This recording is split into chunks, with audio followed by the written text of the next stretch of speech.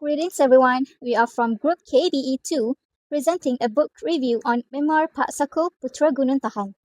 Our team consists of 5 members. I am NURUL Aina binti MARZUKI 1230443 together with HUDA, SAMIHAH, KHADIJAH, and this story begins with a native of Temerloh, Pahang, Ishak bin Haji Muhammad, known as Pak Sako. He's born in 1909. He educated at the English medium Clifford School. He was actually a high-ranking MCS However, everything changed in 1930s Singapore. Pak Sako faced a major ethical dilemma. Should he remain comfortable with a lucrative salary at Warta Malaya or sacrifice it for the voice of his people? So he chose principles over materialism.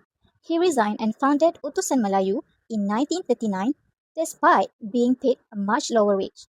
This action embodies the principle of independence within the Western SPJ framework and the values of amanah, which is trust, and adl, which is justice, in the Islamic framework.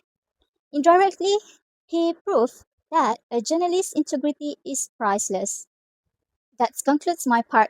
Now I will hand over to my teammate who will explain how Pak Sako built strong relationships with the community and the people who inspired My name is his writing. Huda binti SHAMSURI KAMAL 1230431. Now, let's explore the immense challenges Pak Sako faced, where external and internal pressures constantly shaped his work.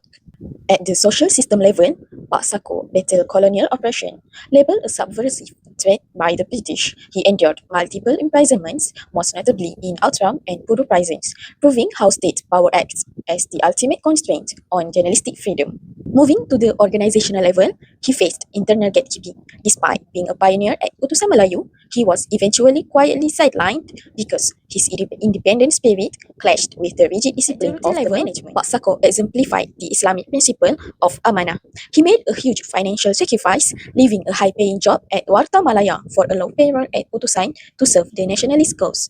All this while battling chronic malaria and individual constraints he faced, even during detention.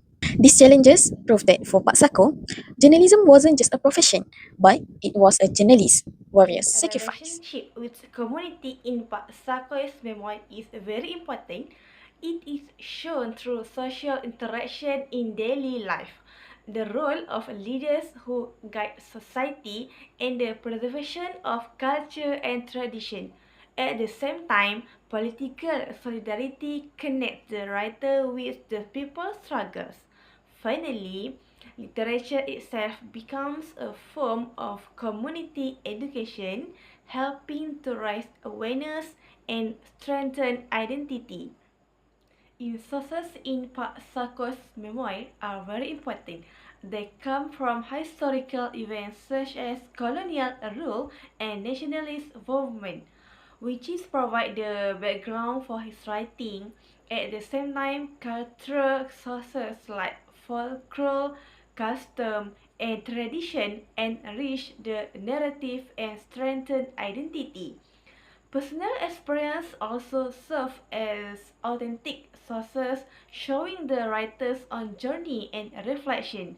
Community life, including village bonds or shared struggles, becomes another sources that connect literature to everyday reality. Finally, political sources such as parties, leaders, and grassroots movement highlight how literature is tied to the larger struggle for justice and independence. Bismillah. Next, in Islamic and Malaysia context. From this book review, I identify three main values.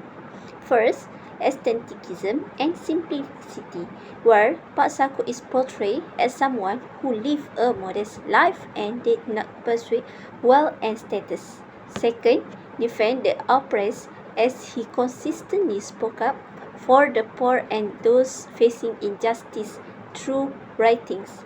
Lastly, maintaining appropriate boundaries between men and women. This is shown when he avoid a situation that could lead to khalwat, reflecting an Islamic value. of protect one's dignity and avoid action that may lead to wrongdoing. Overall, this value showed that Pak Sako was not only a respect intellectual but also someone who upheld strong moral principles. Next, for the critical reflection section, we can understand that journalism is not merely a career but a responsibility to deliver truth and defend the interests of society.